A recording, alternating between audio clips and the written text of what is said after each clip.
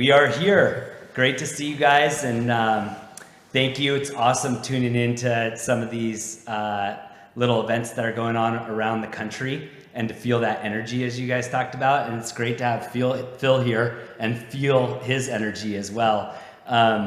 Phil is a guy who I've just recently started to build a relationship with. A handful of months ago, walked onto the property and we got an opportunity to sit down here at the home on the property and get to know each other. And his alignment with purpose, his story of winemaking, his story of coming in as an outsider and some of the adversity that he's faced along the way, everything was so in line with our story and with our purpose at ONEHOPE that I just knew that we had to do something together and that we would do something together. And we're in the very early days of our journey as partners and collaborators together. And I'm so excited to have you on today to get us kicked off and be that kind of fireside chat. Although today is a little too warm to be by the fire, so we're on the couch together. Phil, thank you for joining us. Jake, thank you for having me. I'm really excited to be here. First and foremost, congratulations on the newest generation of winemakers in your family. So congratulations on that. Other than that, I'm just really happy to be here, really happy to share the story and, you know, tell you a little bit about how we got here. Yeah, well, so you moved me the first time that we ever sat down. You really did, and I think anybody who gets to meet with you, they feel your presence and your aura and your energy, and you put it into your wine, obviously, you put it into your brand. I want to just let you start out with sharing a little bit of your story and how you got into the wine industry, and also tell us about longevity and also Phil Long, the two marquee brands in your portfolio, and particularly your story of longevity. Well, cool. Well, thanks, Jake. How much time we got? You know, my journey has been really interesting. When I went to college, I had no idea wine was even made in this country.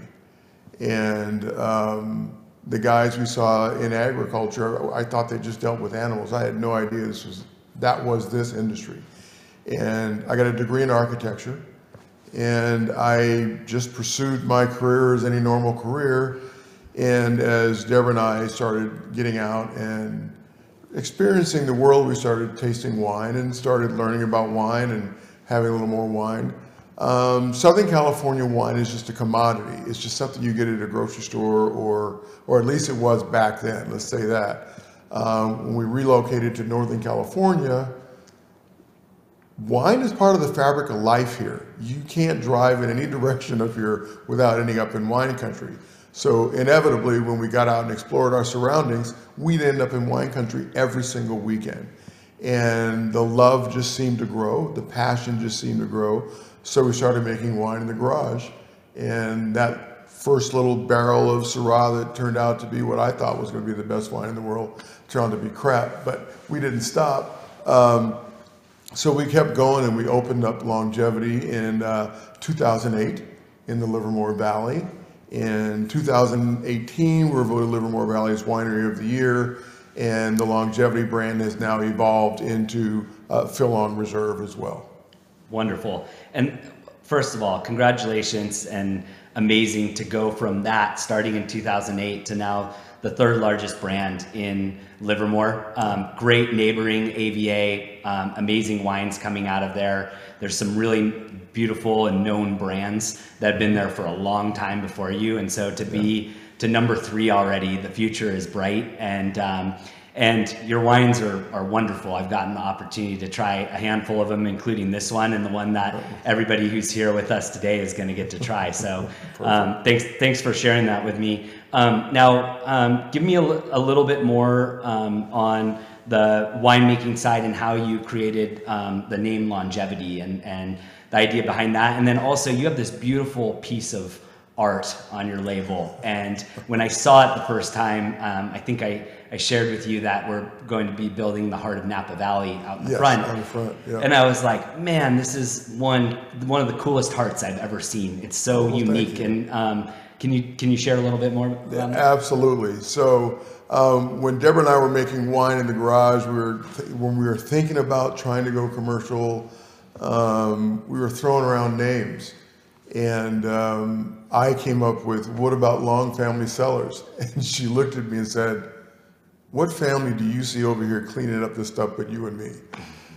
Yeah, good point. So Deborah came up with the name Longevity. So we launched Longevity in 2008. It was a very classy, elegant label, but I remember we had some wine in Costco and the sommelier said, yeah, it's so dark, it's kind of a black hole between two lighter labels. So we went to rebrand in 2009, and I designed the current heart that's on the label for Deborah because I had been giving her glass hearts for Valentine's Day, every single Valentine's Day, and she amassed this huge collection. So if you look at the heart closely, it's made up of more hearts, grapevines, and grapes, because it truly represented who Deborah and I were in our life together. That same label has been seen on many, many TV shows. I don't know if I should say them out loud or just bypass, but it's become the iconic label of what longevity is. Unfortunately, we lost Deborah to pancreatic cancer in 2019, but I did get to take her with me to see that I got the whole heart. I'm sorry I'm dressed up, but I got the whole heart on my entire sleeve, so she knows she's always going to be with me. She's always going to be part of the journey. That's beautiful, man. And every bottle, she's a little part of it. And I had forgotten that she actually created the name kind of took your original vision and made it much right. Yeah, exactly. There you go. That's awesome. Thank you for sharing that with us. I know that's a cause that you've helped support over the years with the Les Garden group, and then and I'm sure a handful of other things. Tell me about how purpose has played a role, both before and after her passing, as you think about what wine has the opportunity to do when it brings people together. Well, it's interesting. Being in this industry, as you well know, you're approached daily. Not like weekly or daily, multiple times for donations in the wine industry. And you really have to pick and choose the causes that you can get behind. Not only that, you got to think about your budget as well. But, when she passed away, instead of having anybody bring flowers or send flowers, we had them donate to the Lustgarten Foundation because they're a foundation that specializes in pancreatic cancer and the prevention of pancreatic cancer. So it was a great cause that we donated to, and we had all of our friends donate to, and now we work directly with the Lustgarten Foundation on virtual wine tastings where a big portion, I think the last one was 100% of what we got back, goes right back to the organization. It started out regionally, but now we're starting to work with the nationally. So that's a cause that we're really going to stand behind and keep donating to. I love that. Now thanks for bringing up little Jack. It's been such an amazing handful of days here, and we're a little earlier on when we had a few minutes together, we were already starting to talk about having kids, and I know your son, probably similar to you, didn't necessarily see himself getting into the wine industry, but it sounds like he's getting pretty deep into it with you, and getting into the press room with you as well, huh? He's been amazing. I always thought he'd want to participate, and he was like, no, I like beer. And I'm like, okay, whatever. Interestingly enough, we were both interviewed by Google for a piece that they wanted to do, and I never knew it until that interview. They asked him, why did he get involved? And it was after Deborah was diagnosed with cancer, and he told me he didn't want me to go through it alone. I had never known that till that interview. So it's been a blessing. It's a great opportunity to work together. And now that I'm doing more of this and less of that, he's doing more of that and doesn't want to do this. So It's a great collaboration, and I can depend on him to run the winery when I'm out on the road. That's awesome. How many years have you guys been, has he been working with you? 2016. So over 5 years together now, huh? Absolutely. That must, when did you hear that in an interview? This was like a couple years ago. I had never known. until I heard it when they were asking him questions, and it kind of blew me away. Not to be too vulnerable with you, but did it bring you to tears? It moved you to Yeah, tears? it did. Yeah. Well, it almost did now. Yeah, So. I felt that, and then you turned around and moved me to tears. So I think it's the dad thing and the lack of sleep right now. I'm feeling the emotions vibing through it. I'm like, wow, that's beautiful, man. Because the first time you shared about your story with Deborah, that touched me. But now, getting to hear, the next steps and how it's brought you closer to your son, getting to work together with your father is an amazing thing. I got to build this place with my dad, right as he was retiring, and it makes this place extra special. So I can only imagine what working on a piece of art together with your son has meant to you. Yeah, for sure. No, it's a great experience. So just to flip it over to a lighter, simpler question, we're going to be tasting some of your wines today. When you think about winemaking style, and now it's very much shared and collaborative with your son, it sounds like, what have you kind of established as your style in winemaking or profile of wines? Is there anything in particular that you go for? And it's interesting as a winemaker, you always start out, you're on this journey. You start out making what you like. Yeah. That's always where it kind of starts out, is what you like. And Deborah was even fearful, well, what if nobody else likes it? I was like, well, then we're not going to get very far. But that's where it starts. But then you start really getting in on the quality trail, and how can you better yourself? How can you better your wines? How can you better your process each year? You're still making something you like, but how do you make them better? And this journey is really all about trying to make the best wines we can with the resources we have. And it's been an amazing journey. So as far as the style, it's try to knock it out of the park every single bottle we bottle. Yeah, that's great. I often will say, like, make wines that you'd be proud to have on your dinner table with your family during those special holiday moments and those traditions, but also on a common dinner that you're getting together around, like wines that you want to drink, and that also, as you noted, balance with the customer demand too. And and when you can find that sweet spot, that's where it really is. It's true to stylistically what you wanted to create, but also hits the palate the right way for what the market wants. Yeah, so, for sure. Are there any moments where you and your son haven't seen eye to eye on making a certain wine, or where one of you really wasn't willing to stand down on a decision? I don't think we were butt heads to an extent. I think he's at the point where he's reminding me of things that he knows are in my realm of responsibility that I haven't got to, and that irritates him. Yeah. Like, haven't you got this done? Why haven't you?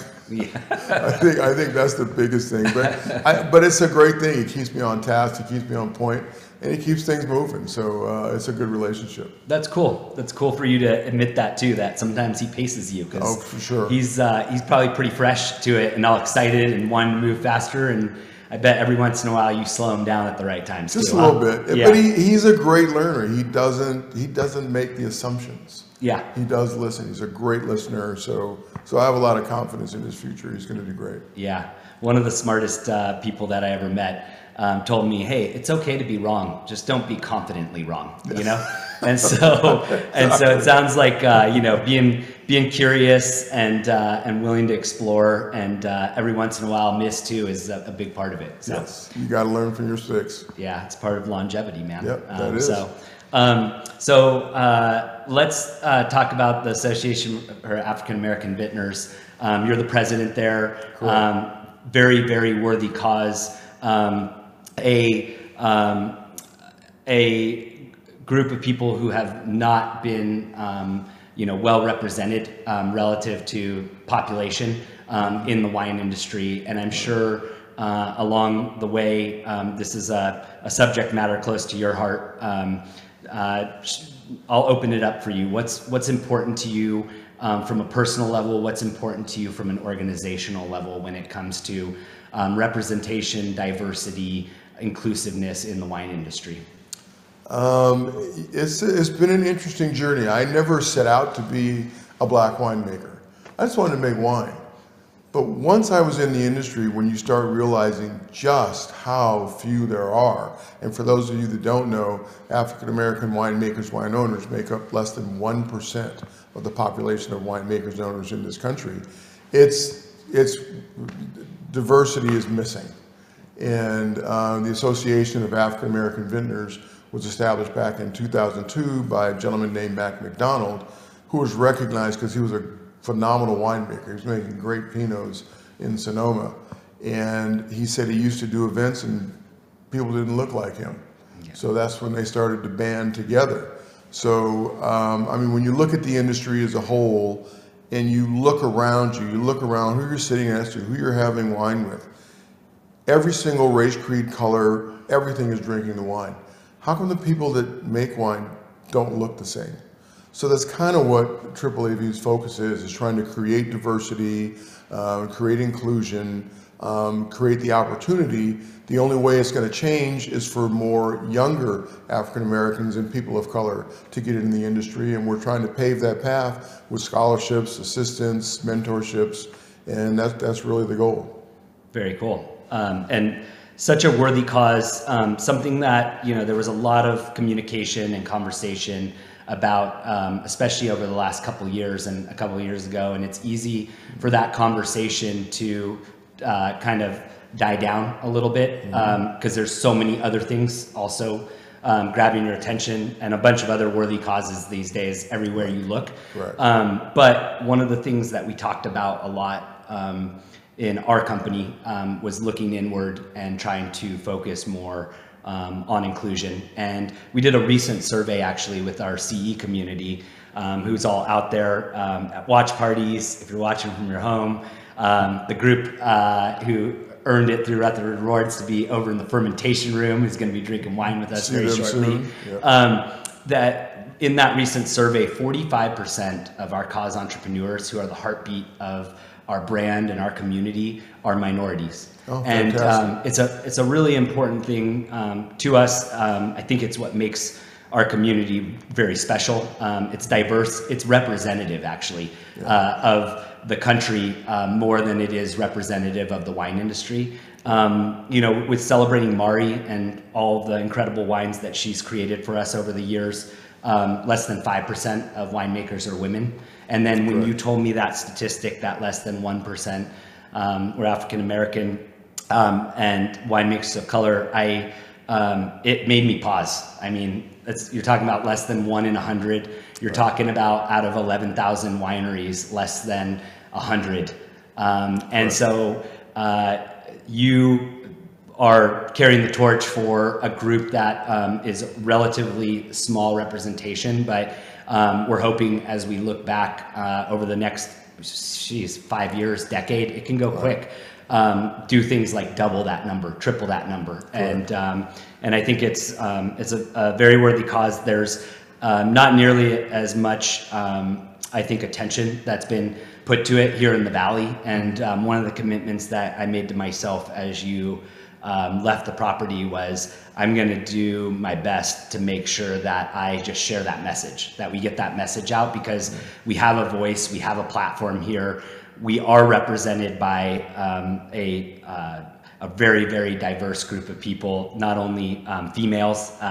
Over 98% of our cause entrepreneurs are women. Over half of them are moms. You're not finding those people represented in starting their own wine business. Right. And so with that, I'm sure you faced adversity as you were getting into the wine business. Did you ever have a time where outside of, you know, you'll probably share adversity in general, but where you felt like your race was working against you or created headwinds for you? Oh, sure. And you're right. You know, in the wine industry, the saying is, if there's not something going wrong, there's something wrong. So there's always going to be challenges in the wine industry. But as Deborah and I's part of our journey, when we started getting out and really, because we started an online wine club first, we got our wholesale distributor's license. So we were out in wine country tasting, holding 2 full-time jobs, going to 13 wineries a weekend, trying to figure out what's the next club release. And I remember a couple of incidences, one in particular, where I walked in by myself, and there was no one in the tasting room, but there was a lady on the phone helping a customer.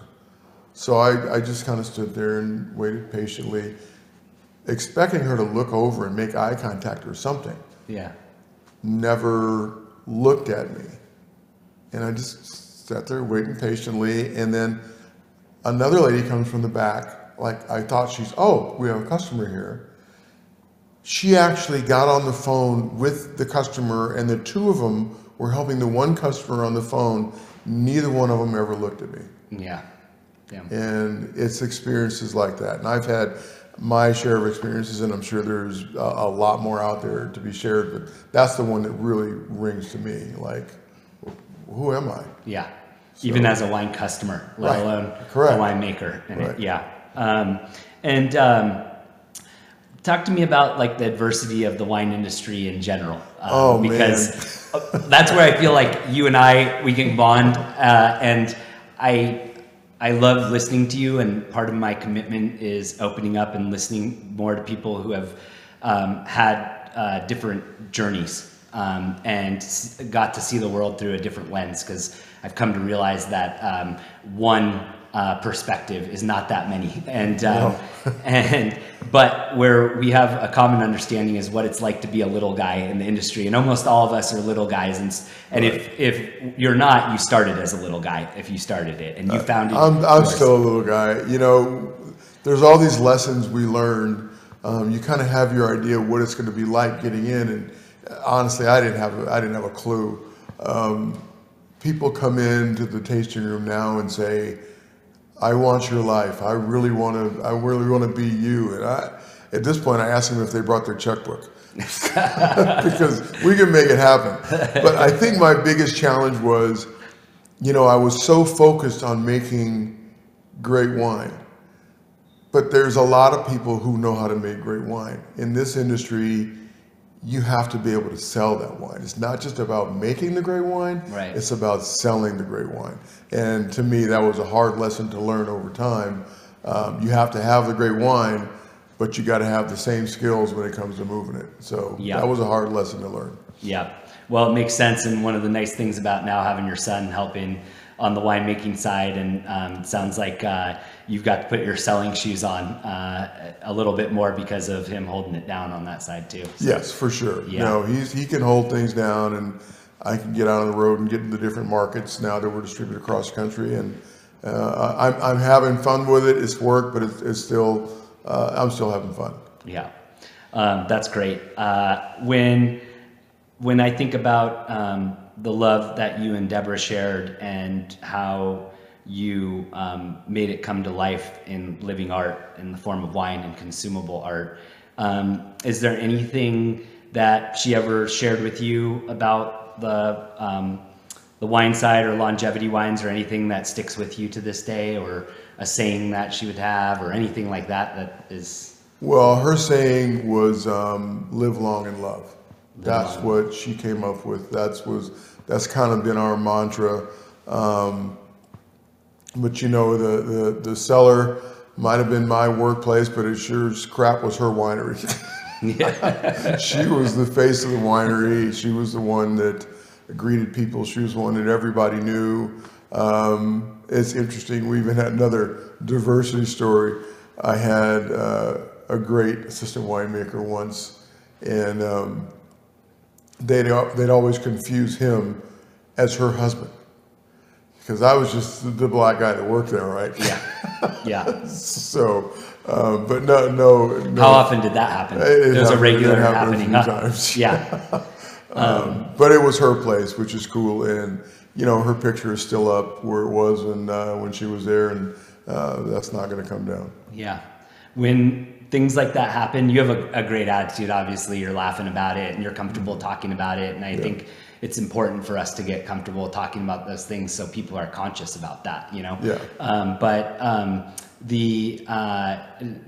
How long did it take you to get to a stage and where you started being comfortable in this type of a situation to openly share about things like that? You know, even back then, Deborah and I would look at these situations and we'd kind of laugh because it's like, why would you assume that? Yeah. I mean, because she was this petite, gorgeous little blonde, and I'm this big, ugly black guy. That's maybe why, I don't know. But we always looked at it and we laughed about it, and I kind of kid myself. That's why I put our picture up. I conferred with others. We all think you're very handsome. Just so you know. All right. Well, thanks. You are a mighty guy with big paws, and man, you have a presence. So, I'm sure similar to my wife, she was much better looking than you. Oh yes, absolutely. But it's interesting. For me, I was always comfortable talking about it. It was never an uncomfortable subject. Yeah. But you know, in the general public, especially in today's environment. You know, Black Lives Matter movement, it changed things. People started getting comfortable with the conversation. Yeah. And I think that's it's a tragedy to take us to where we needed to go anyway. Yeah. But I'm glad that we're making progress, and it's, you know, great organizations like ONEHOPE that help this thing moving right along. Yeah. Do you have a favorite wine in your portfolio, or one that really stands out to you? Actually, this is one of my favorite right now. This and the Alexander Valley as well. These two cabs I really, really enjoy. You know, due to COVID and switching things around, we do a pink Pinot Grigio called Ramato, which we've been sold out forever because we decided just with COVID not to make, just kind of bypass a year. But I'm looking forward to getting that back in the tank this year as well. Awesome. Yeah, this is a beautiful, beautiful Cabernet. Oh, thank you. I've enjoyed it the first time that we opened it. And I'll say, like, I don't know if it's post having my first child or whatnot, but this wine's tasting so good right now.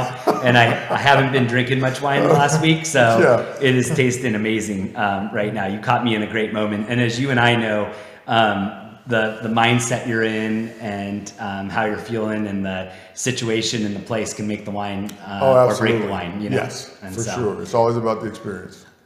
Is there anything actionable outside of allying with you, collaborating with you on some fun upcoming stuff that we can do as a community to keep opening doors and making the wine industry more accessible and more approachable for a more diverse group of people?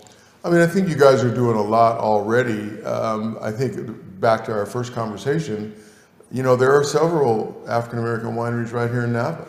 Yeah. A lot of people don't know about them. So, you know, that supporting them, I think is really, really important. Yeah. Any in particular that you want to shout out besides Phil Long? And if I say, then you got to say. If I say, if I forget one, I'm going to be screwed. So I'm just going to say support all of them. Yeah, we'll hold it. If you're wondering about some of those organizations, people can go to the AAAV website, right? Yes, AAAVintners.org. AAAVintners.org, and we'll make sure that we share it with the community. We're excited to share your story with the community. I'm excited that they got a little bit of a taste of who you are, not just the wine, but a taste of the story, the passion, the purpose behind it. I'm so excited to collaborate with you on our first project, which we're going to share more. This community will know about it first, but it is a wine and a collaboration that has been in the works for a while. We're one of the lucky and wonderful things we have in common is the support of another great family in the wine industry, Joey Franzia, his dad Fred Franzia, all the stuff they've done at Bronco. Not only, you know, the largest owner of vineyards in California, the largest owner of organic vineyards in California, and working on all kinds of other sustainability practices when it comes to packaging and all kinds of other stuff. They've been such a great partner to both of us, and we're really fortunate that Joey brought the two of us together, and he's one of those guys who is comfortable being in the background on things like this, and but he's done a lot of good, and they rarely ever talk about it, and so we get to talk about it a little bit, huh? Absolutely. No, I'm very, very blessed and grateful for the opportunity to partner with such two great organizations, and, you know, move my brand forward and keep telling the story and keep making great wine. Before you and I do a little toast here, is there just opening up the to whatever you would like. Is there a quote or one last thing that you'd like to share with our community while you have a little over 1,000 of them here? Wow. You know, the one thing I didn't really mention, you know, people ask sometimes, how did the industry get so non-diverse? Yeah. And I think the key thing people have to remember, when the Europeans migrated here, they had grapevines in their pocket. Yeah. African Americans didn't get here that way. And that's how things started. But now we have the opportunity to make things equal. It's probably not going to happen in my life, but we're going to try to make as much progress as we can. Damn, that was a deep way to end it. I can't wait to pour wines with you over in the fermentation room. I can't wait to drink more of your wine over time and share your story with people and have our platform and our community telling your story. I'm really, really honored. You're a great man, and Well, thank you, man. And thanks for being a great partner. Thank Cheers. you. Cheers.